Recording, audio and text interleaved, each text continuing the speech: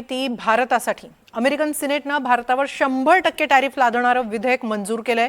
86-11च्या बहुमतानं भारतासह 5 देशांवर 100%पर्यंत शुल्क अर्थात टॅरिफ लावण्याचं विधेयक मंजूर करण्यात आलंय। या विधेयकानुसार भारत, चीन, स्लोवाकिया, हंगेरी आणि अझरबैजान या 5 देशांवर 100% टॅरिफ लावलं जाऊ शकतं। हे विधेयक रिपब्लिकन आणि डेमोक्रॅट या दोन्ही पक्षांच्या पाठिंब्याने आणण्यात आलं। याचा उद्देश रशियाची अधिक आर्थिक कोंडी करण्याचा आहे। रशियाला तेलातून मिळणारं उत्पन्न कमी करून त्याची युक्रेन विरोधात युद्ध लढण्याची क्षमता कमकुवत होईल असा एक अंदाज आहे। 23 जुलै रोजी रशियाकडून तेल आणि वायू खरेदी करणाऱ्या देशांवर 100%पर्यंत शुल्क लावण्याचा प्रस्ताव ठेवण्यात आला होता। त्यावर सिनेटमध्ये मतदान घेण्यात आलं आणि तिथे सिनेटमध्ये हे विधेयक आता मंजूर झालेलं आहे। या विधेयकानुसार रशियाचे अधिकारी शॅडो टँकर फ्लीट, मध्यवर्ती बँक आणि सरकारी ऊर्जा प्रकल्पांवरही निर्बंध घालण्यात आले आहेत।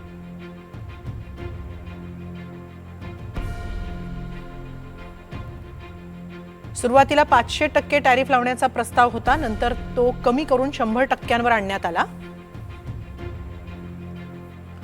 रशियाकडून नैसर्गिक वायू खरेदी करणाऱ्या चीन, फ्रान्स, जपान, हंगेरी आणि बेल्जियमही प्रस्तावाच्या कक्षेत आहेत।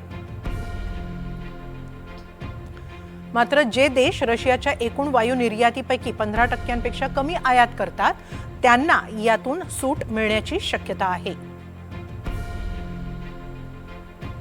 आता भारतावर 128% असा एकूण टॅरिफ असेल, कारण या आधीच भारतावर सक्तीचा असा 10% टॅरिफ लावलेला होता। पारस्परिक असा 18%चा टॅरिफ आणि नवा 100% टॅरिफ एकूण होते 128% टॅरिफ भारतावर लागणार आहे अमेरिकेकडून।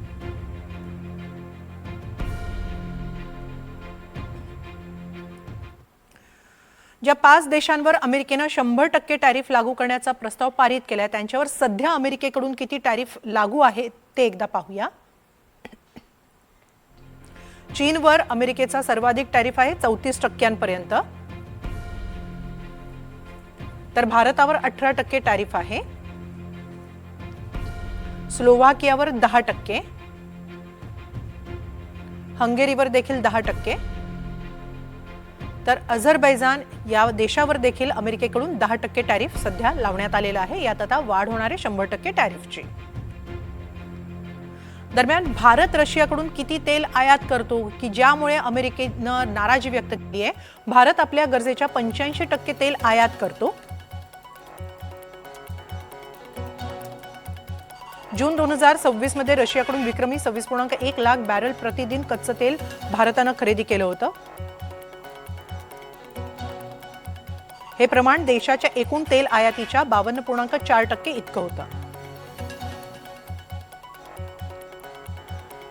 मे महिन्याच्या तुलनेत जूनमध्ये रशियाकडून तेल आयातीत सुमारे 39% वाढ नोंदवली गेली, तर जुलै महिन्यात हेच प्रमाण 55%वर गेलं। साधारणपणे 2 ते 2.5% वाढ झाली। जुलै महिन्यात भारतानं 27,80,000 बॅरल प्रतिदिन तेल खरेदी केलेलं आहे। रशिया सातत्यानं भारताचा सर्वात मोठा तेल पुरवठादार देश राहिलेला आहे, तर जिथून तेल स्वस्त मिळेल तिथून ते खरेदी करण्याची भारताची भूमिका आहे। 2001 मध्ये निर्बंध लादण्यात आल्यानंतर म्हणजे युरोपकडून निर्बंध लादण्यात आल्यानंतर रशियाकडून सवलतीत तेल विक्री करण्यात आली।